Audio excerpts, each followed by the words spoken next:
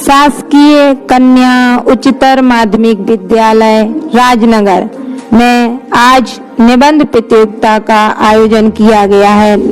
महिला अपराध के संबंध में जागरूकता हेतु निबंध प्रतियोगिता का आयोजन किया गया, जिसमें कुछ विषय हैं: नारी सुरक्षा एवं समाज का दायित्व, यत् नारीस्तु पूज्यन्ते रमते तत्र देवताः।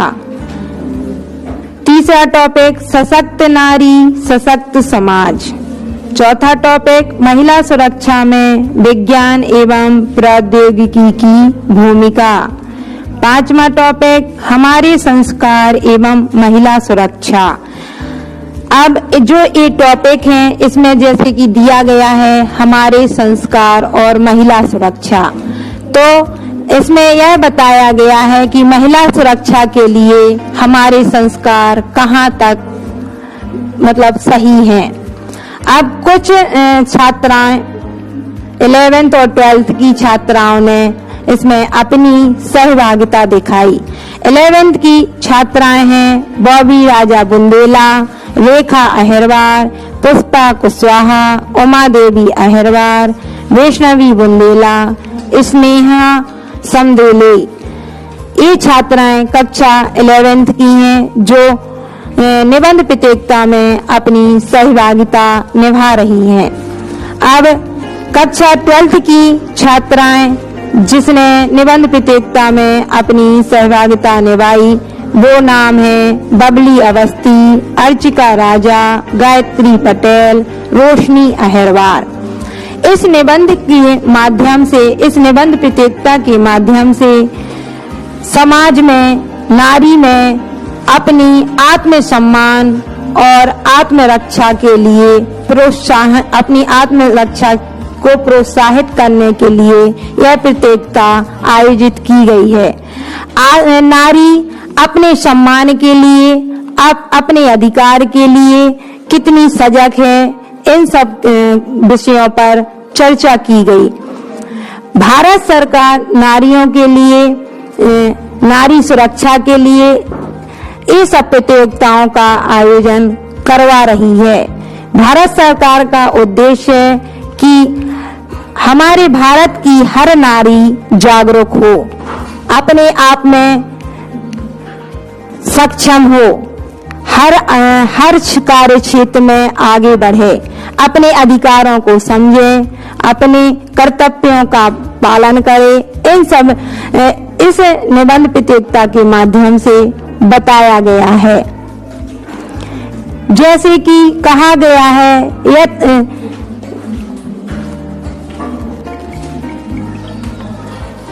यत् नारीस्तु पूज्यन्ते रमते तत्र देवता।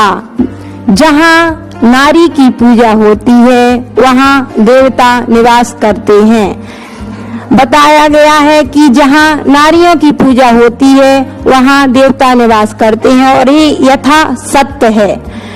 जहाँ नारियों का अपमान होता है वहाँ पर देवताओं का वास नहीं होता। इसलिए हमें अपने आप में सशक्त नारी, अपने आप में सशक्त नारी और सशक्त समाज की कल्पना करनी है और हमें सशक्त नारी का रूप बनकर दिखाना है। भारत सरकार द्वारा जो ये प्रतियोगिताएं आयोजित की जा रही हैं, नारियों का सम्मान नहीं किया जाता, नारियों का शोषण किया जाता है और कानून तो बनाए गए हैं लेकिन उनका पालन नहीं किया जाता। कैसे पूछो, कैसे क्यों नहीं है सच्चा?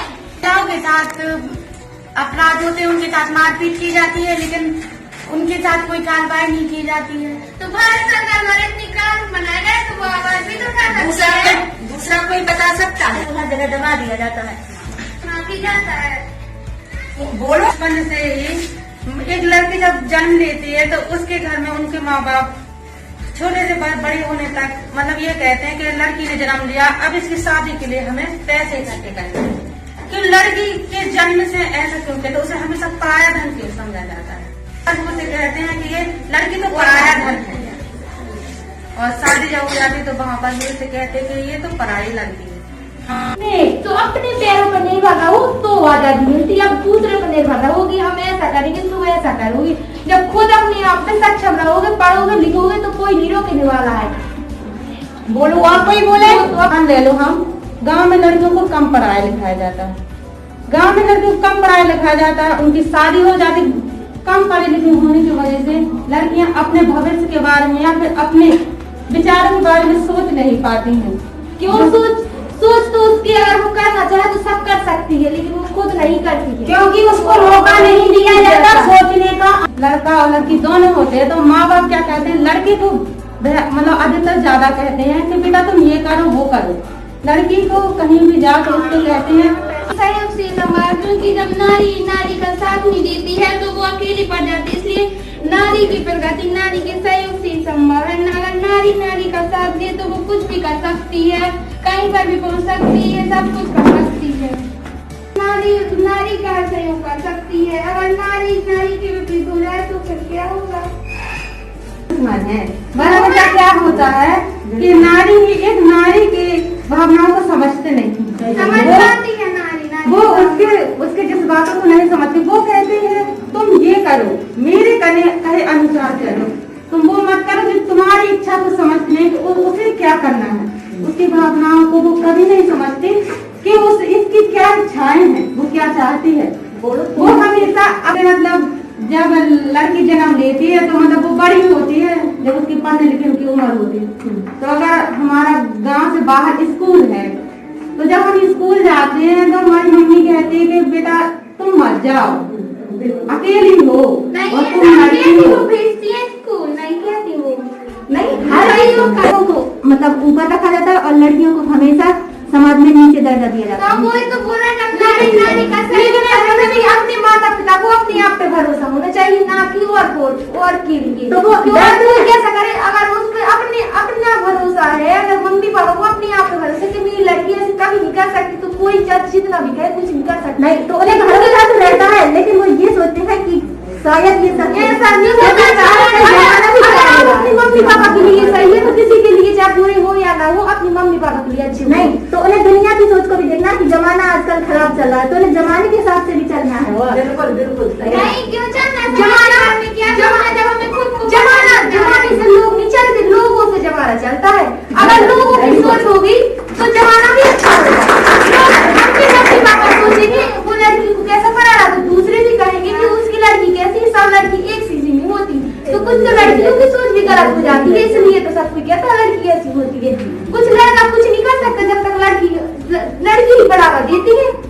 ऐसा होता नहीं, लड़की को भरोसा होना चाहिए अपने माता पिता को और अपने को भी इतना भरोसा होना चाहिए अपने मम्मी पापा कभी नहीं ऐसा कर सकते। वो सब अपने आप में किसी का और नहीं कर सकता। और अगर लड़की की अपने मम्मी पापा ने एक बार भरोसा देती है तो वो चाहे जितना भी करे वो नहीं हो सकता। और बढ़िया कहीं पे भी जाती है तो उसकी आवाज को दबा दिया जाता है, और जहाँ पे भी कहीं जॉब करने जाती है तो पहले एक और फिर हम आपको जॉब देंगे ऐसा करके उसकी आवाज को दबा दिया जाता है। अपने विरोध बनाया गया, अपने लिए बनाए गए कानून को पकड़े करे तो ऐसा कुछ नहीं होता है। वो अपने विरोध आवाज उठाएगा, कुछ नहीं उठाती, अपने परिवार के बारे में सोचती रहती है। तो जमाना क्या करे वो हर काम में होते हैं, चाहे जहाँ पे भी जाओ बोलते, क्योंकि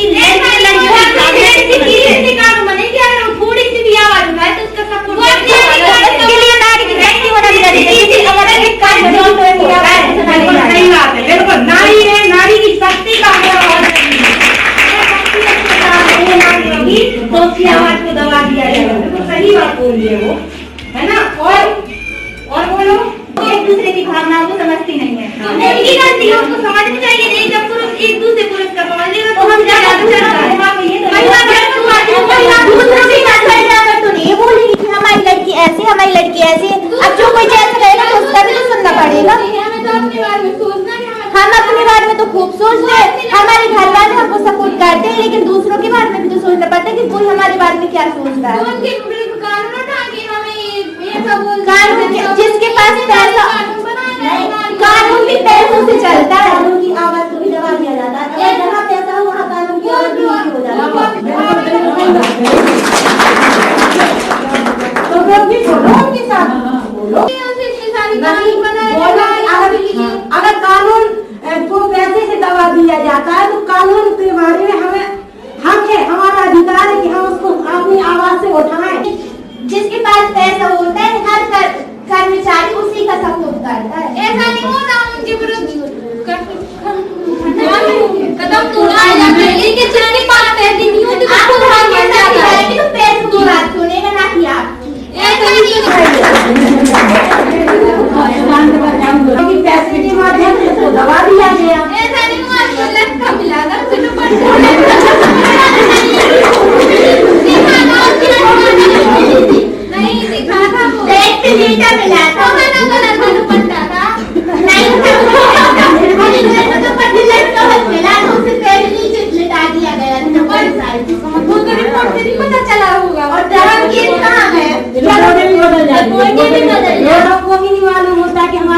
ताकत है क्या और हमें कैसे न्याय मिलेगा।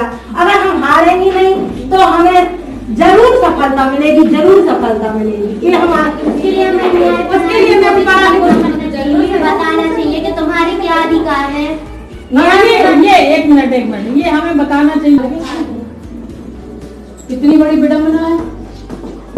अरे वो इंसान, जीता जागता इंसान, तुम्हारी धर्म पत्नी, तुम्हारी सहभागिनी थी और उसको तुमने जुए में हार दिया। कोई चीज या वस्तु थी क्या जो जुए में हार दी? तो अगर द्रौपदी ना होती तो महाभारत और गीता की रचना ना होती। बड़े बड़े महाकाव्य जो लिखे गए वो नारी की वजह। और ज्ञान शाकुंतलम देखो, शकुंतला ना होती, बड़ा कितना बढ़िया खंड काव्य लिखा हुआ है।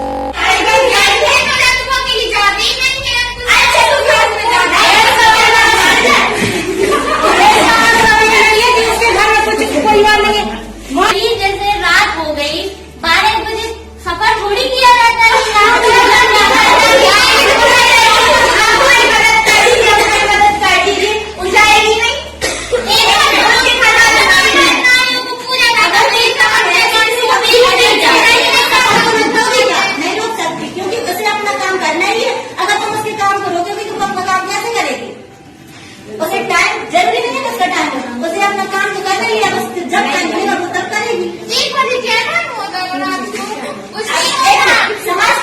नहीं है उसके पास कोई बड़ा, तो अगर अपने घर में वो बड़ी है तो क्या वो अपनी जिम्मेदारी नहीं निभाएगी?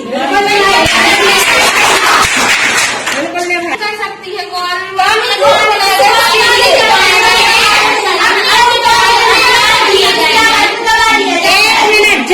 दिनांक 20/1/21 को शासकीय कन्या उच्चतर माध्यमिक विद्यालय राजनगर में लड़कियों का वाद विवाद प्रतियोगिता कार्यक्रम संपन्न हुआ, जिसकी प्रभारी श्रीमती सरोज पटेल अतिथि शिक्षिका वर्ग 1 के द्वारा किया गया। कार्यक्रम का संचालन बहुत ही अच्छी तरीके से किया गया और कार्यक्रम में भाग लेने वाली लड़कियों ने अपने पक्ष और विपक्ष में जो तर्क रखे, उन तर्कों पर बहुत सारी जानकारी प्राप्त हुई। लड़कियों की संपूर्ण बुद्धि का और संपूर्ण ज्ञान का विकास कितना है, क्या है, ये पूरा उभर कर सामने आया। लड़कियों ने बताया, महिलाओं के अधिकारों के प्रति जागरूक हुई और नारी समानता और अपने अधिकारों के लिए, मौलिक अधिकारों के लिए संपूर्ण ज्ञान पर आधारित उन्होंने अपने कार्यक्रम को संपन्न किया। कार्यक्रम बहुत अच्छी तरह संपन्न हुआ।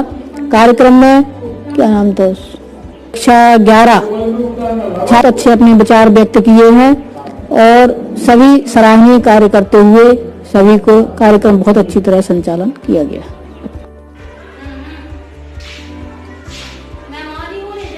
और का भी होना है। यही से पहले ही बोल दिया था।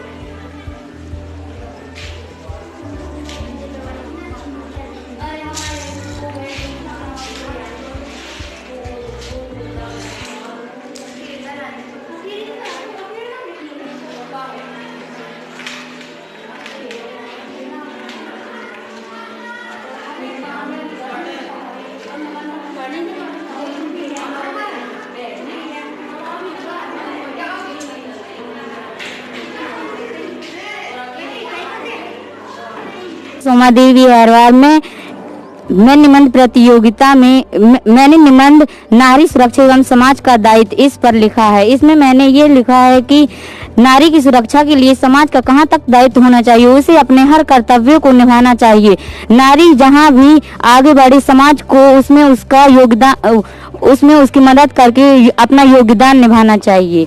जय हिंद, जय भारत। अभी राजा बुंदेलाल है। मैंने इस यत्र नार्यस्ति पूज्यन्ते रमन्ते तत्र देवता इस टॉपिक पर निबंध लिखा है। इसमें मैं यह बताना चाहती हूँ कि हमारे समाज में पहले नारियों को कैसा पूजा जाता था, लेकिन अब उनकी इज्जत नहीं की जाती। इसलिए नारियों को समानता मिलनी चाहिए, नारियों की समाज में पूजा होनी चाहिए, क्योंकि जहाँ पर नारियों की पूजा की जाती है वहीं पर देवता निवास करते हैं। जय हिंद, जय भारत। की रिकॉर्ड नारी की उड़ान। नारी पुरुषों से आगे है, महिलाओं को ना समझो बेकार है, जीवन का है यह आधार है। मैंने इसके ऊपर चित्र बनाया है। अनुरागी, नारी की सुरक्षा और पुलिस की भूमिका। और पुलिस की भूमिका इस चित्र के माध्यम से हमने ये बताया है कि नारी की सुरक्षा में पुलिस का क्या योगदान है। महिला सम्मान एवं सुरक्षा व वाद विवाद निबंध एवं चित्रकला प्रतियोगिता का आयोजन किया गया है संस्था में। के बारे में कुछ बता दीजिए। हाँ, वाद विवाद प्रतियोगिता में जिन बच्चियों ने भाग लिया है उनमें प्रथम स्थान जो है ममता पटेल ने प्राप्त किया है, द्वितीय स्थान रोशनी पटेल को प्राप्त हुआ है। इसी प्रकार से निबंध प्रतियोगिता में बॉबी राजा बुंदेला ने प्रथम स्थान प्राप्त किया है और उमा देवी अहिरवार ने द्वितीय स्थान प्राप्त किया है संस्था में। साथ ही चित्रकला प्रतियोगिता का जो आयोजन हुआ है उसमें पहला स्थान भारती अनुरागी के द्वारा प्राप्त किया गया और देवकी रेकवार के द्वारा द्वितीय स्थान प्राप्त किया गया है। साथ में उनके सहयोगी में प्रिंसी विश्वकर्मा और वंदना अहिरवार रही। तो बच्चों के लिए कुछ आशीर्वाद प्रदान करें। हाँ, इन जिन बच्चों ने इन प्रतियोगिताओं में बढ़ चढ़कर हिस्सेदारी की है और अच्छा प्रदर्शन किया है, निश्चित रूप से आने वाली बसंत पंचमी वर्ष विद्यालय के द्वारा उनको प्रशस्ति पत्र और पुरस्कार प्रदान किया जाएगा। धन्यवाद।